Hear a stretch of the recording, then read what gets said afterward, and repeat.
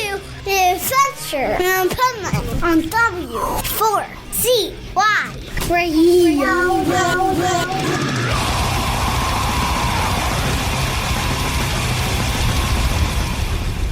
Wake up, America! It's time for the Adventures of Pipeman on W4CY.com, West Palm Beach's #1 internet radio station. Here's your host, the Pipeman.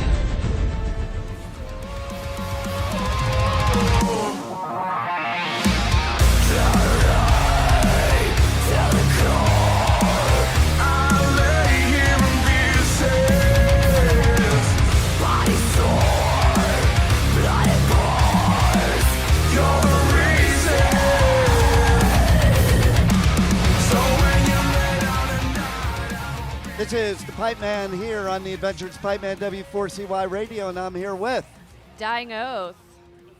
Nice. Here at Louder Than Life. You made it because Slayer didn't make it. Somebody had to do it. You were Slayer's substitution at Hey, Louder I'm Than cool Life. with that. Maybe not so much, but I'm cool with it. I'll take it.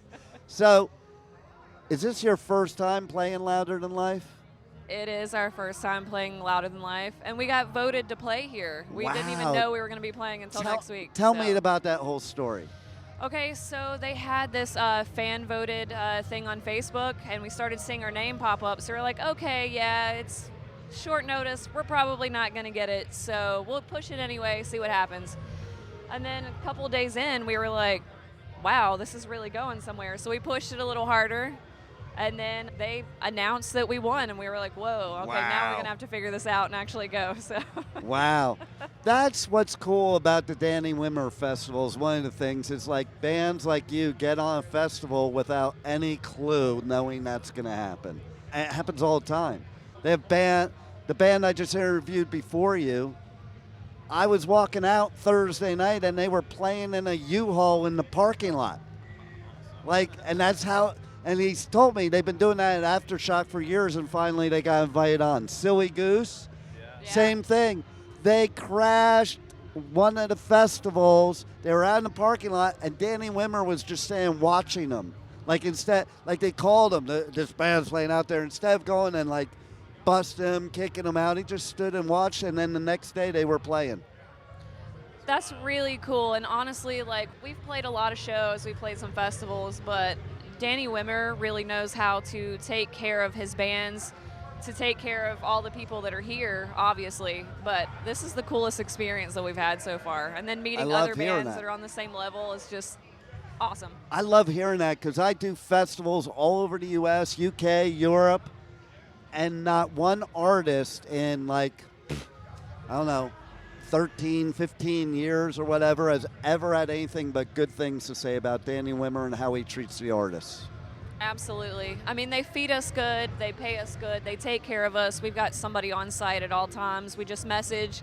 If we need anything, they show up. If we have any issues, they show up. It's been really surreal, honestly. That's badass because most of the places you play, that ain't the case, is it? No, a lot of places you play, you're just nobody, but Danny Wimmer makes everybody feels like rock stars, even the patrons, he makes everybody feel like they're important, and I think that's super important to make sure that this comes back every year. That's so cool, because I hear often, from the smaller bands are like, man, we get treated the same as the headliners. Yeah. And really, that's how I'm feeling right now. I mean, we're all equals, and it's amazing. that's the way it should be. Yeah. That's why his festivals are so big, because of that. The only way in this business, there's a bunch of bullshit to deal with. If you're going to get good stuff, that's how you grow, because we're a family, man. This musical family, and it's nice to see where bands are treated the way they're supposed to be treated, because you guys have a hard freaking job. Like, I listen, most people don't realize, they think, oh, they're living the dream life. I get that shit too. They see me going festival, oh, you're living the dream life. Yeah, you don't see me like having the festival dust where I can't fucking breathe. I can't breathe right now. And the shit you gotta go through. And my daughter, though, I brought her to a festival, couple festivals. Halfway through the first day, she's like, Dad, I don't know how you do this every weekend. I'm done already. Yeah. And people don't understand what you put into it as an artist and your heart and soul. Absolutely. I mean, we had to go through a lot of obstacles just to be here. I mean, number one, we didn't know until a week out, so we had to rearrange our entire life around that, which we would do in a heartbeat 100 times over. And then, of course, the hurricane hit, and where we're at right now is pretty much underwater in Virginia. Oh, so, really? like, getting through the storm, it took us like 9 hours to drive the 6.5 hours to get here. Wow. And then when we got here, of course, like, we didn't know if we were going to be able to play or like what was going to happen. Yeah. And we woke up this morning to a beautiful day, a little bit of rain. But what was crazy is like it wasn't really raining until we hit our last note.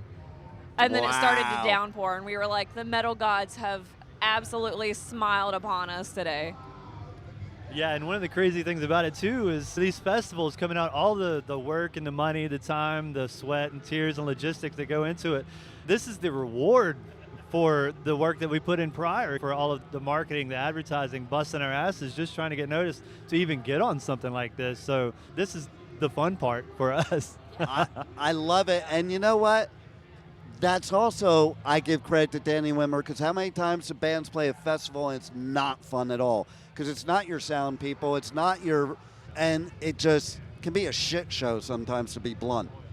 I definitely agree, but we were lucky enough to have a great crew on our team to be able to get us here and help us with everything. But also, Danny Wimmer has the best crew on the planet. Everybody is just so attentive. Everybody's so passionate about what they're doing, whether they're just scraping the water off of something or they're serving your alcohol or they're coming to talk to us for an interview. Like, they have the best crew absolutely on the planet. So I would do this every week if I could, for sure. I love it. And I got to tell you, my hat's off to you getting noticed a week before and being able to perform at a festival. Like, there's a lot of people would be like, they would lose their mind. They wouldn't know what to do. It's too short a notice. And shows you're true musicians, because true musicians can just show up. We definitely appreciate that, because not just this week, but our entire crew and we've had to go through so many obstacles over the past almost 6 years just to stay together and to be able to still juggle everybody's lives and to be able to juggle our jobs and all the things that we have to do to be here. And then it's like he said, this is the fun part where we're like, okay, this is the reward that we've been working toward for the last 5 years, you know? So instead of losing our minds, we were ecstatic. We're like, if we have to quit our jobs, there's more jobs. But this is a once-in-a-lifetime opportunity that may not come around again, and our fans voted us into this, and we have to show up for them because they're the ones that wanted us here. And so we would have moved heaven and earth to be here, 110,000. And it's true what you said, because this is where you discover your favorite band at a festival. Like, there's bands that I didn't even know who they were, like, all my life, and I go to a festival, I'm like, oh my God, they are freaking awesome. And had it not been for a festival, we had Slipknot play Thursday night. I saw Slipknot at Ozfest, third stage, 99. Mudvayne, third stage, 99. In This Moment, third stage, 99. Three bands that are iconic now, but I wouldn't have known from them if I wasn't at Ozfest. After we got done and we went out into the crowd, I mean, we had all kinds of new people coming up to us, and we never seen you before, and you were amazing. And it's nice. It what a feels feeling really that good. is. Oh man, yeah. It was really awesome, because right across from our stage was a bar tent like there is right here, and we walked up to get a celebratory drink like we always do, and the bartender was like, "Wait, was that you that was singing over there?" I was like, "Yeah, that was me. Did you like it?" And she was like, "Oh my gosh, you're like one of the best screamers I've ever heard." She was like, "I thought you were a guy." And I was like, "That's like the best compliment that you could have given me. I appreciate that." I love it. And I'm old school, from the old school of gatekeeping. And I don't know what the fuck we were thinking back then, because I think women are the most badass singers in fucking metal, and they can scream better than most guys. I appreciate that a lot. I mean, it's been a long road for people to take me seriously, as with all women, I'm sure. Yeah. But now that it's to this point and I can stand on the same stage as like all of my male icons as well as my female icons, is just mind-blowing. to I me. know, right? I feel really blessed to live in a time where it's more common. Yeah. And you guys have earned it because I think you have to work a lot harder than the guys. I think so too, but I also think that the reward is also greater because when Yeah, you can prove 'cause you did yourself it. and you can do all those things, like you're not just some vocalist, you're somebody who really earned your way. Not Yeah. saying that the males don't, because I think that we all do as musicians, but being a woman and getting to that point the reward is so amazing. Oh, it is. And it's a reward for us because we get to enjoy you. So there you go. I appreciate that. How do people connect to you guys on socials, on the web, buy your merch? Because bands don't survive without merch. They're not allowed to listen to my show unless they buy your merch. So we actually have a link tree. That's www.linktree.com/Dying Oath. That has all of our links, but we are on every social that you can possibly think of. Like, if there's a social media for it, we're on there. And also, if you go to our Facebook page, you can find that link at the very top. Nice. And then you can also connect with us, and we'll talk to you like normal people because we're normal people. That's the way it should be. And that's a good point, too, because that's why a lot of people don't realize musicians, no matter what level you're at, are just normal people. It's like people look at them like there's something different. Most musicians are introverts.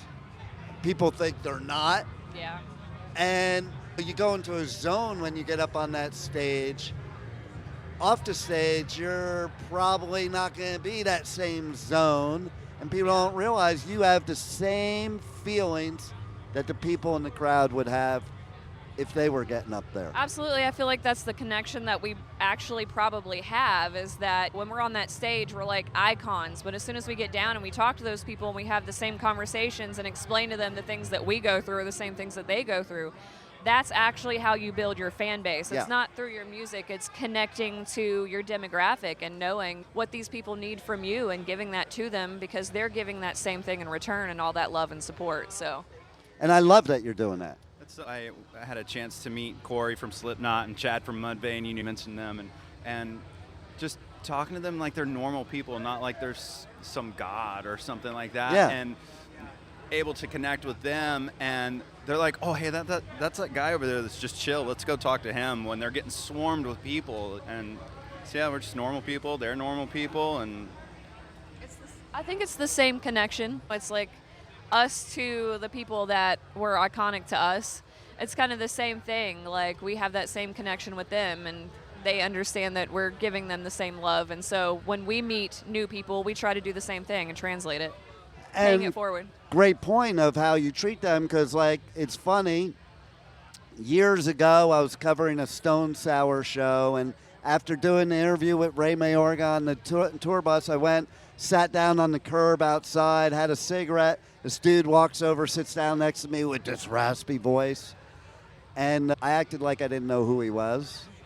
And he was talking to me, man, the weather was shit in Georgia at our show last night, and that was our conversation with stuff like that, and it was Corey.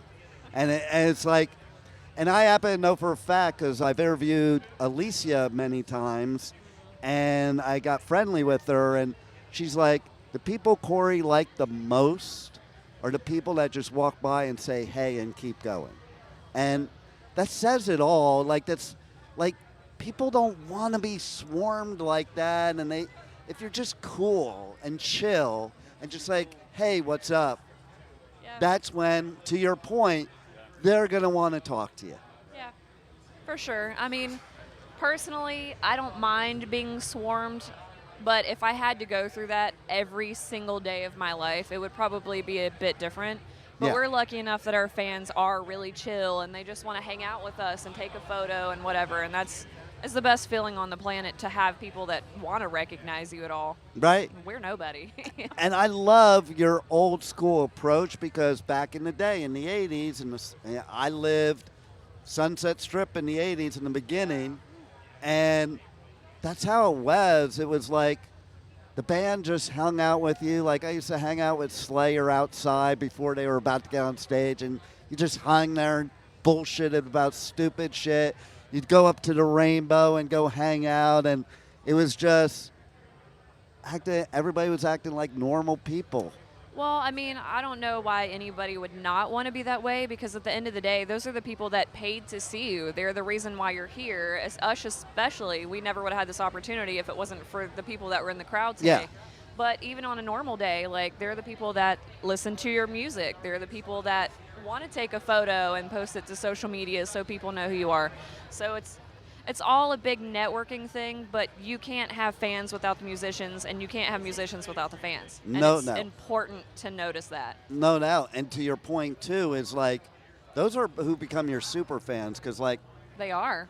like Slayer, they're only a couple years older than me, but, like, I was at their first show ever, and I was at Metallica's first show ever. Dave Mustaine came out after the show and was hanging out with me at the bar. I was 15 years old or some shit like that. I never forget that for the rest of my life. That experience of, wow, they're going to talk to me type of thing. And I think more bands should be like that. And there's a lot that are, but there's some that aren't. And more bands should be like that because, to your point, that's what creates the fans that are loyal to you for life. Well, it's also what creates other bands that are like that, because there are also musicians out there too. So if they see you treating your fans like that, they're going to want to do the same thing. I mean, the reason why I started doing this to begin with is because when I met my favorite band, they were just so sweet, so normal, and just wanted to help out in any way they could and just be nice to you and whatever. But then when people see us, they're like, oh, look what they're doing with their fans. And it just creates more and more generations of people down the line that are going to treat their fans the way that they're supposed to be treated. I love it. It's paying it forward. It's so true. I love it. Anything else you guys want to tell the listeners that we haven't touched on yet? I personally, maybe these guys want to say something. I personally just want to thank you for taking your time out of the day, because we can't get our names out there if it's not for people like you. And also to thank the fans that voted for us to get us here, because we wouldn't be sitting here right now if it wasn't for the people that voted us to get us on. And Danny Wimmer also, because he's the man. There you go. Yeah, I think we covered it. We appreciate it. Well, thank you for being here at Louder Than Life, and thank you for being on the Adventures of Pipeman. That's been fun. Just mentioning that we are dropping a new single Whoa, that's October important. 31st. Nice. And a video to go with it. So love it. Keep an eye out. Everybody's got to check it out. Thanks. Thank you for listening to the Adventures of Pipeman on W4CY Radio.